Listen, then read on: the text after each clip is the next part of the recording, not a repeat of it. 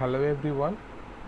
So আজকে আমরা যে টপিকটা নিয়ে শুরু করব সেটা মূলত ফাইনম্যান 6 ইজি পিসেসের উপর বেস করে বানানো হয়েছে।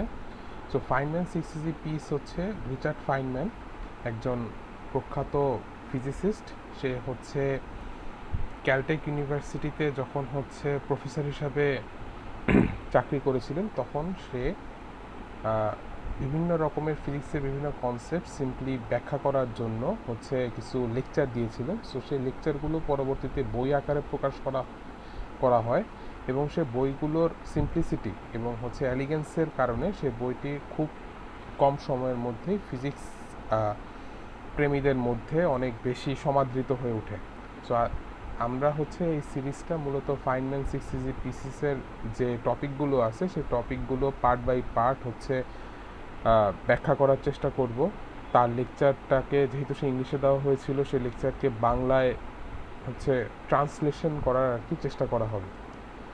সো এই লেকচার সিরিজে ইজি পিসেস যে 6টা ছিল, সেই 6টা লেকচারের মধ্যে মূলত তিনি atoms in motion, basic physics, তারপরে ফিজিক্সের সাথে অন্যান্য সায়েন্সের যে সম্পর্ক সেটা, এবং এনার্জির শক্তির সংরক্ষণশীলতা বলতে যেটা বোঝানো সেটা, গ্র্যাভিটেশনাল আমাদের যে মহাকর্ষ অভিকর্ষ যে বল আছে সেই বলের যে থিওরিটা আছে সেই থিওরি নিয়ে 5 নাম্বার লেকচারে কিছু আলোচনা করেছিলেন, এবং 6 নাম্বার লেকচারে কোয়ান্টাম বিহেভিয়ারটা কীরকম এবং এটা আসলে কিভাবে ম্যানিফেস্টেশন হয় সেটা নিয়ে আলোচনা করেছিলেন। সো আমরা এখানেও 6টা টপিকের উপরই আলোচনা করার চেষ্টা করব।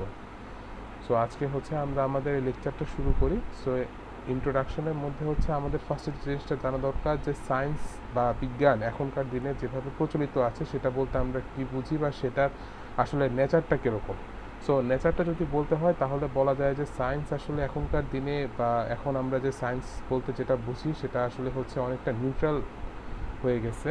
এখানে কোনো ব্যক্তি বা গোষ্ঠী বিশেষের কোনো প্রাধান্য নেই, এবং এখানে আসলে মূলত এক্সপেরিমেন্টেশন এবং থিওরিটিক্যাল যে ক্যালকুলেশন এটার উপরই বেস করে মূলত সায়েন্সটা প্রপাগেশন সামনে আগাচ্ছে। এবং এটা নেচারটা যদি আরও ডিটেইলে বলার চেষ্টা করি তাহলে এখন এটা বেশ ডিসপ্যাশনেট ম্যানিফেস্টেশন এবং সায়েন্স সবসময় যেটা তার মেইন কোর কনসেপ্ট ছিল সেটা সায়েন্স সবসময় অবজেক্টিভ একটা নেচার নিয়ে আলোচনা করেছে, যে কোনো এক্সপেরিমেন্টেশন বা যে কোনো থিওরির একটা নির্দিষ্ট উদ্দেশ্য আছে, সেই উদ্দেশ্যটাকে সাধন করার জন্যই মূলত সেই এক্সপেরিমেন্টেশন বা থিওরিটিক্যাল ডেভেলপমেন্টটা হয়ে থাকে।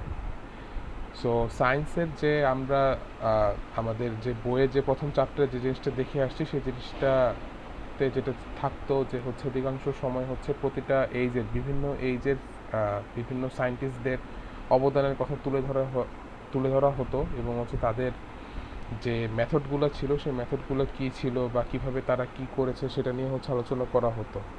সো বলাই যায় যে প্রতিটা যুগে যুগে কিছু ডমিনেন্ট ফিগার থাকতো যারা নাকি সায়েন্টিফিক প্রবলেমগুলোকে একটা নির্দিষ্ট পার্টিকুলার অ্যাপ্রোচে সলভ করার চেষ্টা করত, এবং তাদের নির্দিষ্ট এজেন্ডা থাকতো, এবং সেই এজেন্ডার উপর বেস করে তারা একটা প্রবলেমকে সমাধান করার জন্য যেটা সবচেয়ে ভালো মেথড সেটা নিয়ে তারা ডেভেলপ করার চেষ্টা করতো। সো এখানে যদি আমরা এই ধারাবাহিকতার একটা উদাহরণ দেখি তাহলে বলা যায় যে আইজ্যাক নিউটন আমাদের যে ফিজিক্সটা আমরা এখন পড়ি সেই ফিজিক্সের ফার্স্টের দিকের একজন ডমিনেন্ট ফিগার। তার যে থিওরিগুলো ছিল সেই থিওরিগুলো পরবর্তী যুগে বিভিন্ন সময় বিভিন্ন মানুষ মডিফাই করে। সো এদের মধ্যে ম্যাক্সওয়েল এবং তার পরবর্তী যুগে আলবার্ট আইনস্টাইন, দুজনের নাম উল্লেখযোগ্য, এবং তাদের মেথড একজনেরটা আরেকজন থেকে ডিফারেন্ট, এবং তাদের যে এজেন্ডা বলেন বা তাদের যে প্রবলেমগুলোকে সলভ করার জন্য বেস্ট মেথডগুলো বলেন সেটাও যদি আমরা দেখি তাহলেও আমরা দেখতে পারবো যে তাদের মেথড এবং এজেন্ডা একজন আরেকজনের থেকে অনেক বেশি ডিফারেন্ট, কিন্তু তারা মূলত একটা জিনিসের উপরে বেস করে তাদের যে সায়েন্সটা তারা ডেভেলপ করছে সেটা কোর কনসেপ্টটা কিন্তু মূলত সেমই রয়ে গেছে, যে তাদের প্রত্যেকেরই সায়েন্স অবজেক্টিভ সায়েন্স ছিল, তাদের প্রত্যেকটারই প্রত্যেকেই হচ্ছে সায়েন্সকে ইমপার্সোনাল ওয়েতে হচ্ছে দেখার চেষ্টা করেছেন।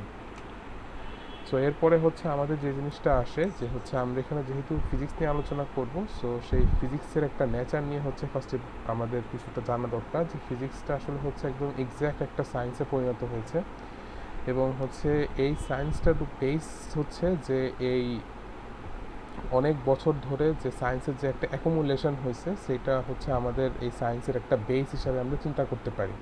যদিও হচ্ছে এই নলেজ বেসটা এখনও ইনকমপ্লিট আছে, কিন্তু তাও হচ্ছে আমরা এটাকে জাস্ট হচ্ছে ইনকমপ্লিট দেখে আমরা এটাকে হচ্ছে নেগলেক্ট করতে পারি না। আমাদের হচ্ছে এটা হচ্ছে আত্মস্থ করা বা এটার উপর যে ডেভেলপমেন্টটা দরকার সেই ডেভেলপমেন্টের জন্য আমাদের এই এক্সিস্টিং বডিটা অবশ্যই দরকার।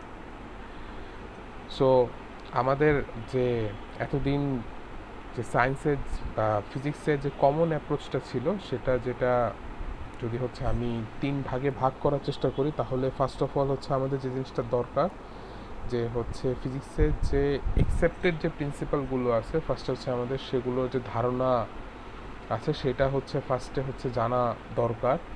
তারপরে হচ্ছে সেটার উপর বেস করে হচ্ছে কনভেনশনাল যে প্রবলেমগুলো আছে সেই কনভেনশনাল প্রবলেমে হচ্ছে ওই অ্যাকসেপ্টেড প্রিন্সিপাল যেগুলো আমরা শিখলাম সেগুলো কীভাবে কাজ করে, সেগুলো কীভাবে অ্যান্সার দেওয়ার চেষ্টা করে, সেইটা হচ্ছে আমাদের তার পরবর্তীতে শেখানো হয় বা আমরা শিখি।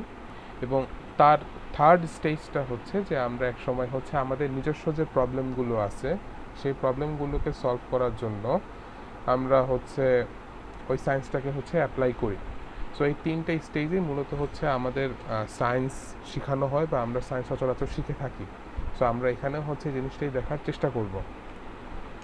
সো এই সিরিজের যে নেচারটা থাকবে সেই নেচারটা হবে হচ্ছে আমরা মূলত কনসেপ্টের উপর বেশি ফোকাস করব, প্র্যাকটিক্যাল এক্সাম্পলের উপর ফোকাস করা হবে যেন কনসেপ্টগুলো হচ্ছে আমরা ঠিকঠাক মতো বুঝতে পারি। সো সেই জন্য হচ্ছে সিমুলেশন বা কোনো ছোটোখাটো ভিডিও যদি দেখানো যায় প্র্যাকটিক্যাল সিচুয়েশনগুলো সেগুলো হচ্ছে থাকবে। এবং হচ্ছে আমরা এই পুরো সিরিজে হচ্ছে যেটা করার চেষ্টা করব যে ম্যাথমেটিক্স এবং টেকনিক্যাল জার্গন যেগুলো আছে সেগুলোকে হচ্ছে একদম মিনিমাম রাখার চেষ্টা করব। সো এই সিরিজের যে স্ট্রাকচারটা যেটা আপাতত চিন্তা করা হচ্ছে যে সেটা হচ্ছে যে আমি পার উইকে একটা করে লেকচার দেওয়ার চেষ্টা করব, এবং হচ্ছে আমাদের ডিসকাশনের জন্য হচ্ছে আপনারা আমাকে হচ্ছে আমার ইমেইলে অথবা হচ্ছে এখানে একটা ডিসকর্ডের একটা সার্ভার দেওয়া থাকবে, ইমেল ডিসক্রিপশানে থাকবে, সেখানে হচ্ছে আপনারা আমার সাথে যোগাযোগ করতে পারবেন। সো আশা করি হচ্ছে আমরা ফিজিক্সের যে কোয়ান্টাম নেচারটা আছে বা ফিজিক্স এখনকার দিনের ফিজিক্সটা সামনের দিকে যেভাবে আগাচ্ছে সেটা নিয়ে হচ্ছে আমরা আর কি hopefully we will have a good time on this. So see you next time. Thank you.